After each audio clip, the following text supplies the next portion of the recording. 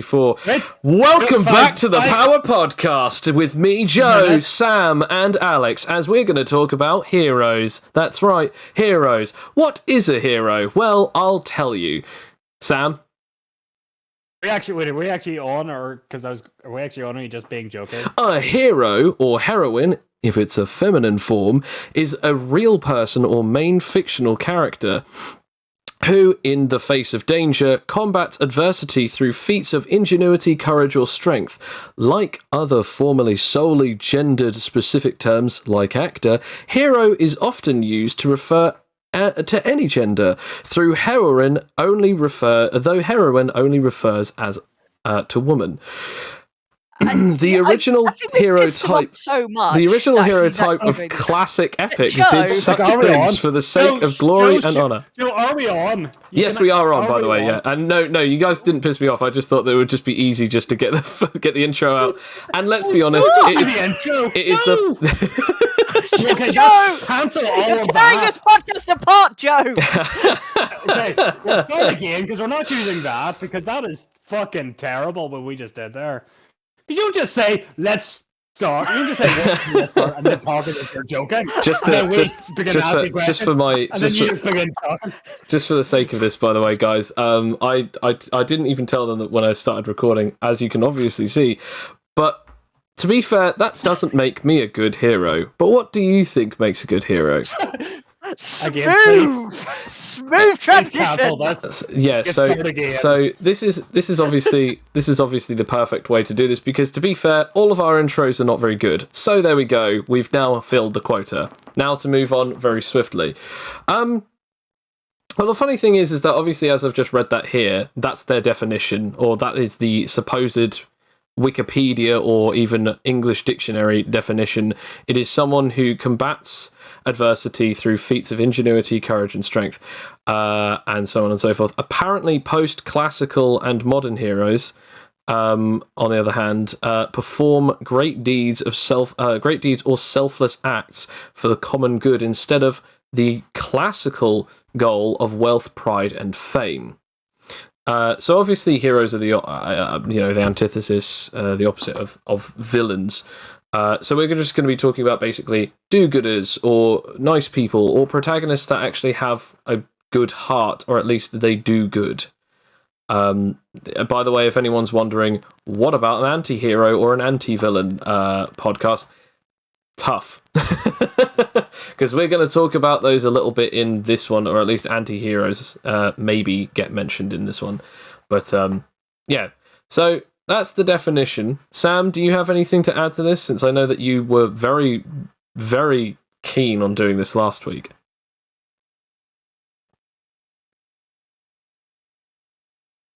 I don't know. Disconnected. What were you saying? Yeah, I was about to say, I don't know if I disconnected. I disconnected. Oh, okay. I just thought you were seething with rage of having just started suddenly, and it was just I am want to seething with talk about rage. heroes. Because I do want to talk about heroes, and I did have an intro. Go on. Yeah. Okay. What were you saying? Because I disconnected. I was just going to say, is there anything to add? Did you have anything to add to it before we actually get into the meat of this discussion? I didn't hear the last few words, so I have to assume maybe. Oh. Did you talk about the fact that heroes are meant to embody the noblest of traits of humanity? Did you talk about that part?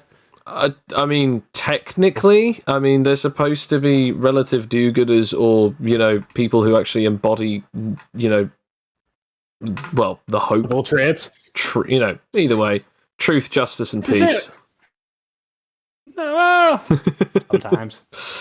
Okay, Sam. What is the definition that you found, since that you have done the most amount of research on this than any other one in the almost year and a half that we've been doing these?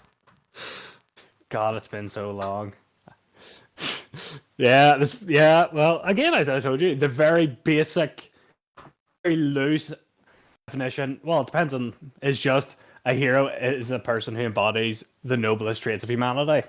Because you can use that to define quite a few people who don't necessarily follow that line of logic, from what I heard of yours, to be a hero. There are a few, like Sherlock Holmes, for example. hero. That admittedly he does fight. No, okay, I'm trying to go. God damn it, Joe! You've screwed me over by starting over. Okay. Well, the definition doesn't actually say physically fight. It just specifically states fighting adversity. It doesn't actually mean physically fight. Either way, we'll just say that they're the good guys and they actually fight for what they believe in, whether that's physical fighting or at least just very determined to continue on their righteous path. So, obviously, this episode is going to be a little different than our usual episodes, so we'll obviously talk about what we personally think makes a good hero in our own opinion. We'll have only 1 point each because we've got a lot to talk about in this one, and then afterwards we'll actually talk about some of our favourite heroes, and where they're from, why, and which is, again, why we're on a very tight schedule. So, Alex, what do you think, one thing that you think makes a interesting or good hero? Well, some of my favorite heroes are always the flawed ones, like the ones that have something going on that's sort of either impeding their work or sort of morally grey their actions. So they have to like sacrifice something in order to like continue their job. Like, for instance, like Spider-Man usually is a total mess, in his personal life. And is constantly mucking things up. Iron Man, ditto. It's just constantly, causing problems as well as solving them. And there's Batman, who is just constantly at war with himself. It even goes into like non-superhero categories as well. Like Philip Marlowe is famously a chain smoker and drinker and hard-boiled detective. What's Philip Marlowe from? Sorry. Oh, he's from he's a detective. He's from things like The Big Sleep, and I think it's the I can't remember all his other. I just know that I did it for GCSE, and I like the book quite a lot. Yeah, that kind of thing. Okay. And and it's just sort of like he's got a lot of personal problems going on. He's very conflicted, and sort of got quite a dark personality. But he's on the side of good. Like he steps into the darkness so that he can fight it. That's what I find interesting. About a lot of my favorite heroes. Okay, and Sam, what about you? What do you find interesting? So Alex said, a flaw or a flawed character. What about you? To be honest, I was probably going to say it because quite a few of my favorite characters are flawed. Okay. But to go away from that, I guess I really like heroes who more or less don't actually. Spirit heroes are ones that inspire others to be good, but not necessarily to become heroes in their own right.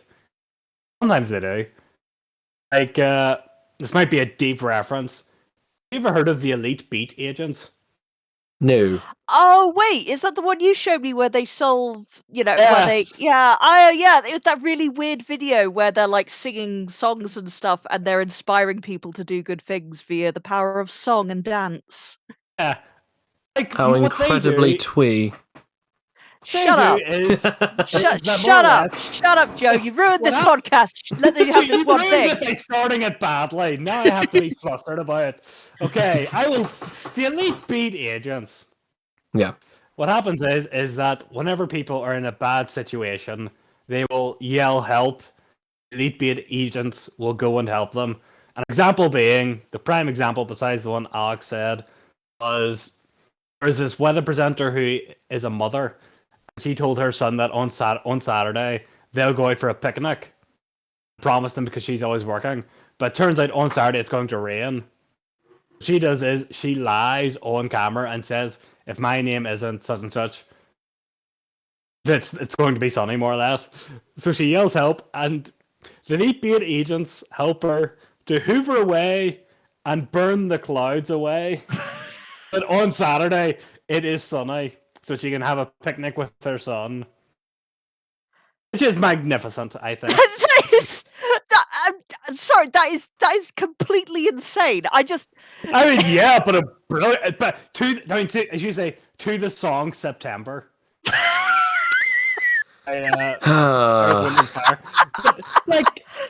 like that, or like Phoenix Wright from Ace Attorney.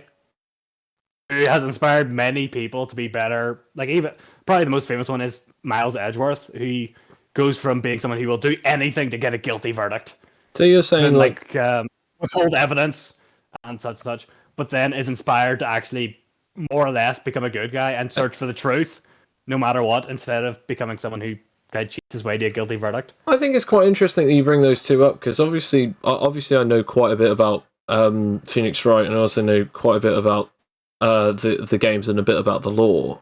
I've never played them, but they were good. I recommend them. I know quite a bit about the concept of him having quite a few antagonists that he does try to see the good in, or at least try and inspire them to search for becoming good, at least.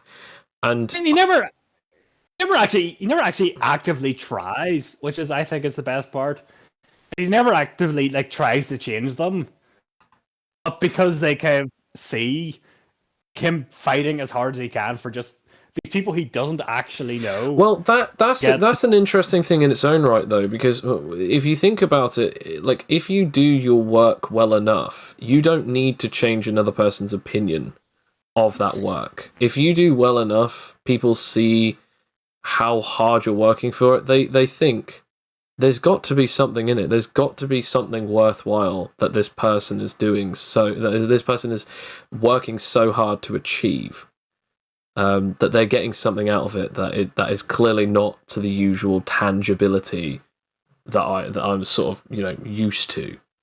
It's also the symbolic thing of it as well. Like, Phoenix Wright is like a symbol of like justice and truth, and it's sort of like he's set as the example of that, and he leads by example, I suppose. It's like they see him doing all of these good things and like having huge success and triumphing despite the odds being against him, and that is inspiring. And I think that's like sort of the symbolic level of being a hero. And I mean, I think for me it's kind of a weird one, because I like characters who are villains, heroes, whatever, because of the interesting personality and powers they have. I mean, if anyone was to like say, oh, you only like this character because of their powers, they clearly don't know enough about me in the terms of why I prefer Godspeed over Eobard Thorn, even though that I practically said in my last time that I spoke about Eobard Thorn how like adamant I was that he was a better villain than Joker,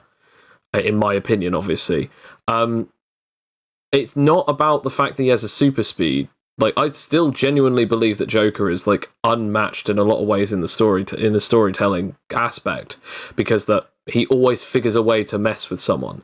But in the concept of as a villain, he is driven to the point of absolute wrath, that he feels the only way to get back at him is to ruin every aspect of his life. And he doesn't feel like he's destined to do this forever, because he doesn't even care about what happens to him so long as he wins. And there's something so pure about that. And so when I see that, I like the reverse of that, the antithesis of that. I like that there is a hero that, despite their flaws, despite who or what they're trying to help or inspire, that whether they waver or not is not important, but it's the fact that they have the ability to keep getting back up, or the fact that they have the ability to not give up or give in. Whether it's never giving up or never giving in a fight, or never giving up or never giving in on those people.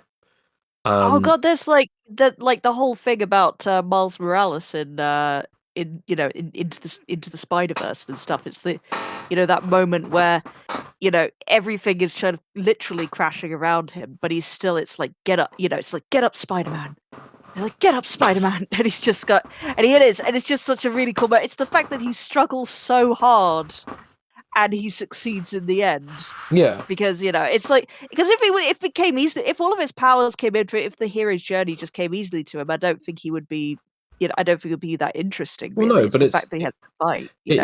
Like, one of my favourite things is that, like, if you've ever seen Black Clover, Sam, I assume that you haven't, but Alex, you might know this really, really dumb but kind of inspirational quote that Asta, the main character, says, because he doesn't have magic, and he goes, "My magic is never giving up," which is a super dumb quote.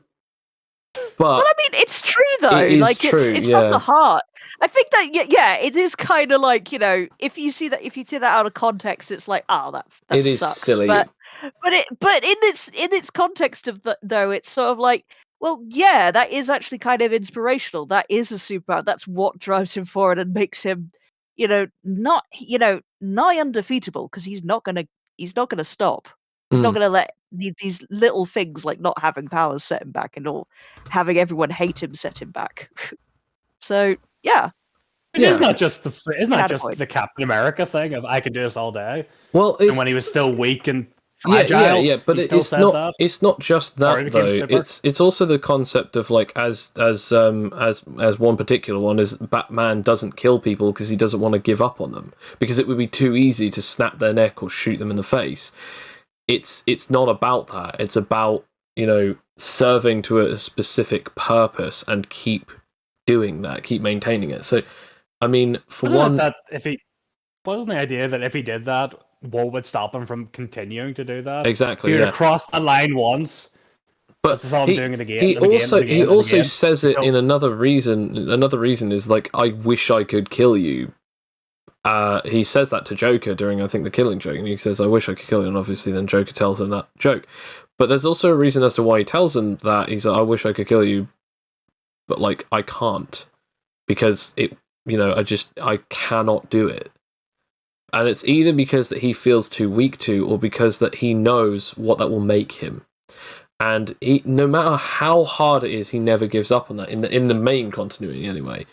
And so that to me, that's just something interesting, that like, no matter how hard something is, they don't give up, they don't give in, even if it's not like, oh, my body is broken and it cannot move, but I won't give up on this person, or I won't stop believing in whoever it is that I believe in, whether it is a person or a god or even just my own spirit, to just keep going. You know what else I've noticed about Batman, actually, at least in some continuities? Well, not just Batman, also like a lot of DC superheroes, is that they're also kind of mini therapists, or at least try to be. They're like social workers just as much as they are like vigilantes. I mean, there's that whole bit with in Justice League where the Flash finds Trickster in a bar and just like talks him down from going again. But I love that moment. That's a good hero moment. You're in the suit again. Am I? It's just turn yourself in at the end of the day. You got me again, Flash. I mean, because he's just mentally ill, isn't he? Yeah, he is, and that's really kind of, because that's kind of sad and beautiful in a way, because he just, the first thing he asks, rather than, taking him down, he just says, "You've stopped taking your meds, haven't you?" And it's like, I don't wanna. And it's like, and I'm like, it's just so human. It's like, yeah, he's just mentally ill, and it just like, he gives him a bit of understanding, and he just like undercuts, like, because with most of most hero tropes, it's like you just bash something hard enough and it gets fixed. Whereas that, they don't take that route in the Flash with Justice League, at least. So. No, heroes in crisis. Did you say? I think there's a lot. I was going to say with them being really bad therapists with heroes in crisis. I do have to agree with you. Like, I will say this: the Shadow did that. Believe it or not, his very first book. I think I told you. The main, like, Harry Vincent became one of his loyal followers, but only after he tried to commit suicide by jumping off a bridge. After his wife left him and he lost his job, and his life was more or less teetering on the brink of failure.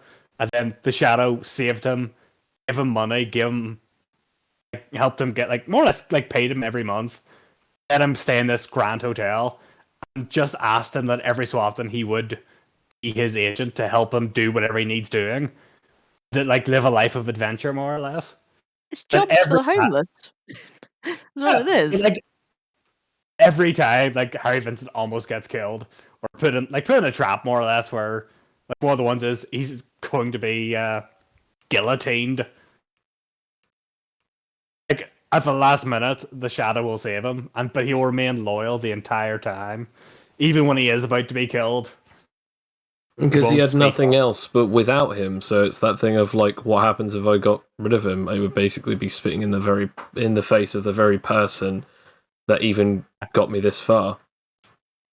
That sort of ties in with exactly what all three of us have been saying. Really, it's just that, like, you know, they have flaws, or they have emotions that they need to keep in check, or they try and inspire people, and they just don't give up on them.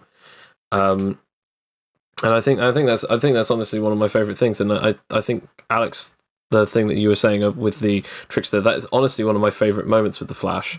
And it's so easily forgotten because, I mean, in the Flash TV show, they also do a couple of different things like that, where some of his villains do eventually become friends. And I think it's really important that a hero is actually relatively, what's the word? I'd say approachable, even in crises. I think they just have to be like, they have to just embody, you know, fairness at the end of it. I was going to say kindness, but it's like, not necessarily, you know, with you don't have to be kind, you just have to be fair. I know. Yeah. I think you're right. I think you are right. No, that's a good point. It is more fairness than it is kindness, because, you know, they're like, I'm sorry, but you are currently killing people and you're fighting back. I do have to fight you, but I'm not going to be fighting because of the sake of, like, satiating your bloodlust. I'm fighting to eventually knock you out and put you in prison. And it's like, this was actually discussed with me about, like, the Wonder Woman movie, like, a while ago. I completely misinterpreted that movie for a while, about, like, when she's, like, at the very end. Spoilers for Wonder Woman, by the way, even though it's been out for frickin' years. Like, the very first Wonder Woman. Okay. No, yeah, the new one with Gal Gadot. And it's, yeah, basically she's being egged on by I don't forget the God of War, but, like, he's like, basically, yeah, you're basically just, like, getting egged on to kill this woman, and she's done such truly horrible things, you know. And, like, there is a lot of things, because I thought, oh, it's like kind of you know, it's just kind of unfair. It's like, why not just kill her? And it's like, you know, because she's, like, going to go off and do horrible things and stuff, and it's like, no, because that's what War wants her to do. Like, wants to give in to those impulses and be just like him, to kind of prove his point that if you just push people hard enough, they'll do, you know, they'll do any violent action. To be fair, Joker did the exact same thing, so... I know, but I remember that one because it's sort of like, I was thinking, because you actually see her do, the person that she, you know, is being egged on to kill, you see her do all of these truly cruel things, and, like... Yeah, fair enough, yeah. So it's like, it's kind of like obvious in that case of, like, yeah, it's like, as the audience, we're baying for her blood as well, but then, like, Wonder Woman makes that decision. It's like, no, I'm not going to give in to this. I'm going to be better than that. I think that is, to be fair, the first time that she actually kind of feels like a DC hero rather than just a war hero. And I think in all honesty, that's a really important moment in the films. I know that a lot of people really don't like them, but I actually didn't mind Wonder Woman, to be fair. I liked Wonder Woman. It's one of the better ones. I also thought Aquaman was actually not too bad. Okay, I've addressed all of your comments in the thread. Okay, don't come at us. But like, no, I liked Aquaman too. I guess we might as well say, like, let's just say this: pick one hero that honestly has stood out to you in the last, let's say, 5 to 10 years. They don't obviously have to be there. Looking at you, Sam. They don't obviously have to be a character that has only just appeared in the last 5 or 10 years, but something that you've seen in the last 5 or 10 years that has sort of, like, come to fruition, that you've suddenly seen, and you know made you look at heroes in a different light. Can I go first? Do you want to go, Sam? I know you're. I think everyone knows what I'm going to say. So Alex, I think I think you might as well say it, Sam. Yeah, go for it. It's definitely Carrie Avon from the series Blake 7. No, it's definitely the Shadow, of course, from the 1930s, who is actually, to more or less, the very first superhero as the modern audience would define them. Okay. And, like, more like give everything you'd say about the mod like a hero is he's got an alternate identity, has a superpower, fights crime, and what are things would you say would be a classic hero? Well, okay, so here's a question then. What is his power or superpower? What are his powers? I mean, to be honest, that's probably my favorite thing about him is that his only power is to make himself invisible to everyone's eyes except for his shadow. When people look at him, when he's not presenting himself to them like as to terrify them, they just see a kind of vague black blob. That's all they see whenever they look at him. That's okay. And just he uses. I just think that's brilliant because most of his foes are just ordinary mobsmen, like criminals fight with master plans, of course. He has fought like super criminals whose powers far outweigh his own. Like Chiwan Khan, for example, has power to hypnotize people from miles away. Okay. Almost at one point gets almost conquers the world by getting all like the military, by getting the like American military more or less to be sent to his kingdom to be used by his people to then start a war and take over the world that way. But the shadow stops him. Okay. Because that's what his love. He insurmountable odds half the time. What about you, Alex? What about you? Favorite or hero that it doesn't necessarily have to be a favorite hero, but a hero that sort of like stood out to you the most in the last 5-10 years. I must say, you know what? Actually, now that I really think about it, like I was gonna like think of like things that I really like Iron Man and Batman, but honestly, if it was gun to my head, like one that's really stood out to me is the movie version of Shazam with Billy Batson. Like, Yeah. because I mean, it's just such an interesting take on the character where he's kind of just chosen to be a hero as a last resort. He's not basically, everything has gone to hell with the wizard that's given him his powers. So again, spoilers for Shazam. And he basically just has to choose a child, like any child, because time has run out. He can't be picky anymore. And Billy is like the person who is least responsible with the powers. Like for the first half of the film, he like just uses his powers for petty needs to become a YouTube star, for goodness sake. He's like he doesn't care at all, and he's ends up performing tricks for money and stuff, and getting beer from the convenience store because he looks like he's of age. But like through like but it is it is just it is just like having greatness thrust upon you story, and actually rising to the occasion because he has to make the choice of being selfish and growing up, and and he actually makes the decision.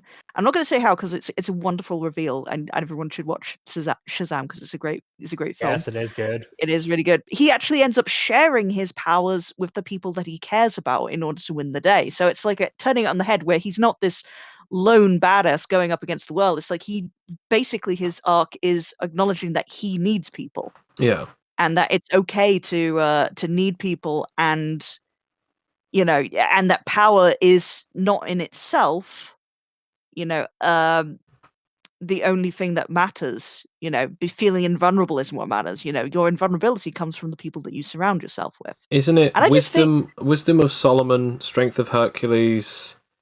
What is it? It's like speed of Hermes as well, and Strength oh is god, it strength of Hercules, or is it durability of Hercules and then Achilles is one. I'll go look it up. I know. I love the ending scene of it because I did not like see any of that the stuff coming at all because it flips all of the superhero tropes on its head. You know, that's what I guess that's what I really really like about it, is that I did not see it coming. I didn't expect anything from this film because, like, I'm not, I mean, I don't mind Shazam. I don't mind Billy Batson as a character, but he never really stood out to me that much. This movie actually got me really interested. It's like, wow, this guy is like, goes through so much in such a new and interesting way. Okay, so It just, yeah, that's my answer. It's here, like, okay, so that's it. Sorry, here it is. The wisdom of Solomon, the strength of Hercules, the stamina of Atlas, the power of Zeus, the courage of Achilles, and the speed of Mercury. This makes Shazam. Yeah, no, I find that fantastically interesting, but also incredibly OP, which I love, by the way. I'm not necessarily saying that an overpowered character is a bad one, but I will actually say this. You've done one from sort of an old comic/novel, and then obviously you've gone from a character that has been portrayed in the movie. You specifically like the one that was portrayed in the movie. So I guess I have to go with anime. Yay! Weebauer! Honestly, better not be. I think it is. Honestly, this one was genuinely tricky for me because I actually really wanted to say Saitama from One Punch Man. I genuinely wanted to say that. That's valid. That is valid. I will say that. However, I'm going to have to say this now, and I don't care how much you hate me for this, Sam, but I'm going to say it. It is, in fact, All Might from My Hero Academia. And he's interesting. The pure reason is because unlike Superman, he actually does have a horrific, vulnerable side that nobody truly knows about. Unlike, Superman, he doesn't take off the costume and then suddenly back to work. He is, I have to stop doing hero work because I'm badly injured. When he was back in his prime, he could take on the world and anyone. But even more interesting about it is actually the fact that you're constantly being told throughout the entirety of the series is All Might is the only quote-unquote natural-born hero. Because apparently everything came naturally to him. And nobody truly knows why. People go, oh yeah, All Might's just an anomaly. He's this, he's that. And the main character of the series that he's from eventually gets his power, which again makes him so unique, because even though that you could say the wizard who gives the powers of Shazam to Billy Batson, it's not randomly thrust upon him. It's actually more Midoriya earns it, and he chooses him as the successor for the power that he has, which is known as One for All, meaning one power to be used for all people. It is for the people. And it becomes more and more powerful the more people who wield it over time. And you find out so many different things about him, and honestly, he becomes what's known as the symbol of peace, All Might. And when he goes, you see the decline of the society that he basically almost helped build to a certain degree. So I don't know, it just kind of changed my perspectives on things. Like, heroes aren't just the characters go, I'm a good guy, I win in the end. He's not only the guy who wins, he's the guy who puts smiles on people's faces. He's the guy who saves 100 people. He's the guy who sacrifices the most for what he truly believes in, and what he truly believes in is making sure that everyone can just have a normal life, as normal as they want, as extortionate as they want, as whatever as they want, so long as it doesn't cause harm to others and so long as it isn't illegal. And I think, honestly, that is probably the perfect hero that I've seen in a long time. It changed my perspective of it, because for a long time I always thought that superheroes were just the guys who won the day and just had a specific set of morals. But unlike everyone else, he takes all of those traits and just builds them up. He's not invulnerable, he's not unkillable, he's not undefeatable, but he is very powerful. But it's not about the power. It's about how he's wielded the abilities and how he's created a level of mystery behind him, and then how he's used that to basically create fear for those who are villains, and hope for those who are normal abiding citizens. So I mean, either way, I just really enjoy that. I think that's personally, like, it's quite interesting to see all three of our different characters that sort of been interesting or changed our opinions. I think this is sort of the end of this portion where we've spoken about heroes in general. I think it's now time to get to the bit that we usually go to. So instead of what would we do or what would we want, I think it's kind of interesting to now look back at something, which is, have we / could we have done a hero in previous campaigns, in Animite Tales or any other RPGs that we might have played, tabletop RPGs that we might have played. I'm gonna bring up two cases for both of you, and then obviously you can argue as to whether or not you actually think that you have another character that was more hero-like. For Alex, I'm going to say your character was, ironically enough, Dr. Satine. And for Sam, yours was weirdly enough. I'm not even. Come on, it's not even question. Cover. Yeah. I mean, that's not even fair bringing in Cover, because he was like the perfect hero. It's just, I don't think we've ever seen his like. You either kill yourself off as a hero, or you live long enough to see yourself splat against the ground. I mean, there, I will disagree with you, because I have someone even more heroic, but I'll let Alex do theirs first. Okay. I was saying, yeah, I mean, I guess with Satine, although I'm surprised you didn't mention Irving, actually, because I think that's the most heroic character that I've ever done. Here's the reason why. Dr. Satine, so he was a talk show host, right? He was a talk show host, He was a celebrity to some degree, and all he cared about was basically earning enough fame to basically get himself back into the limelight.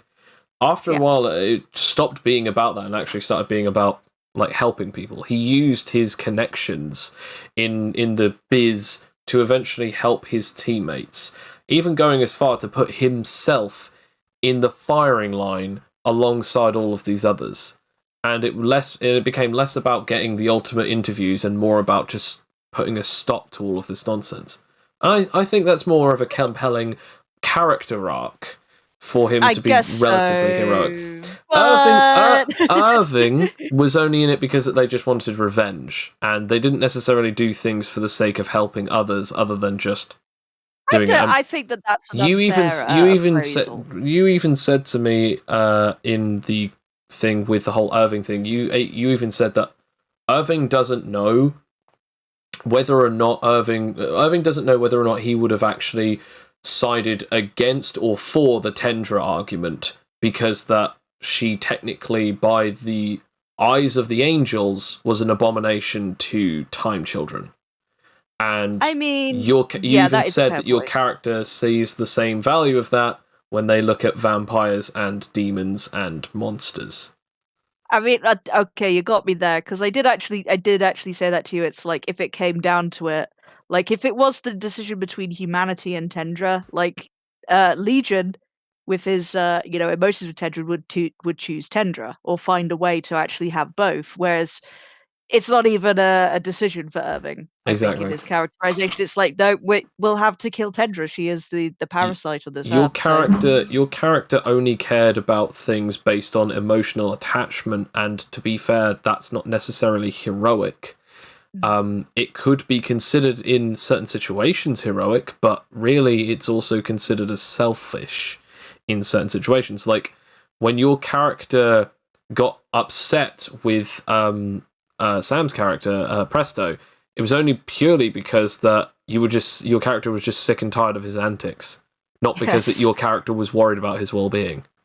So that's why I think that Irving is less of a hero. That's a fair point. That's the only reason. That's the only reason. Like, I still think Dr. Satine had more heroic qualities. I guess so. It's because, I guess it's just because Dr. Satine wanted to be liked more than anything as well. Like, that's not necessarily a thing. It's like they would do the right thing. Like, they were an absolute. I don't think that I've had a truly, completely good. One would argue, character. obviously, Aspen, but the main reason that I don't think that is because that, like, you would put everyone in well, Aspen would put everyone else in danger just for the sake of basically righting what they believed that had been wronged upon them by previous predecessors and parents.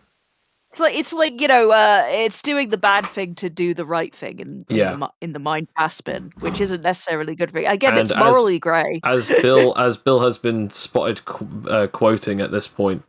I've spotted Bill quoting this as well as Phileas has actually said this.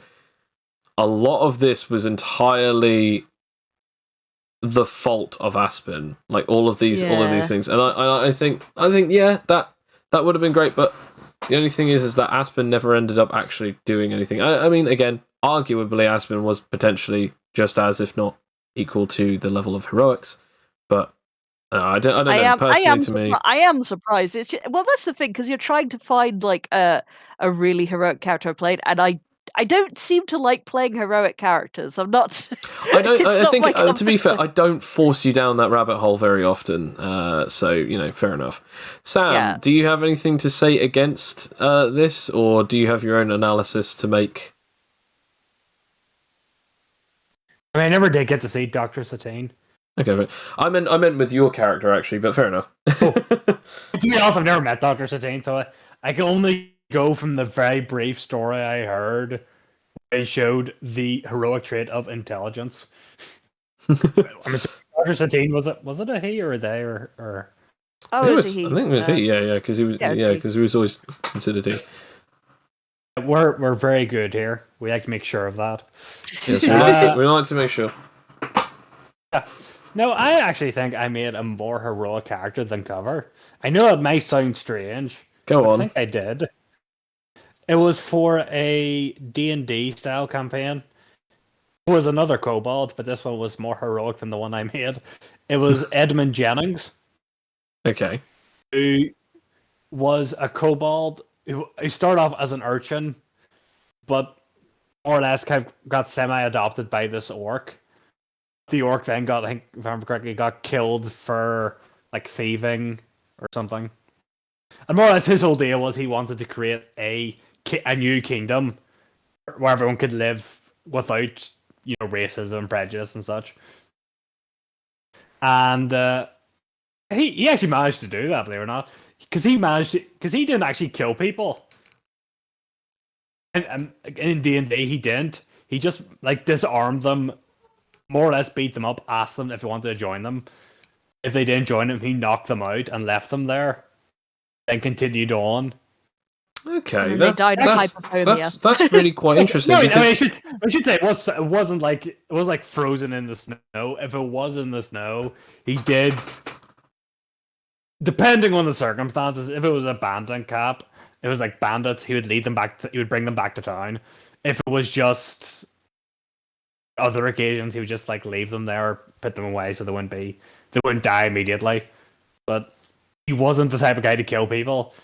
He kind of thought of murder as waste. And wasting life.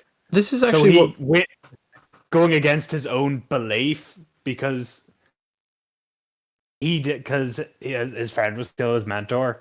Believed that everyone should be free and that everyone should be free and have the same rights as everyone else. Blah blah blah. Well, this is exactly that's why murder was off the table entirely. Well, this is exactly what I was trying to get at, really, with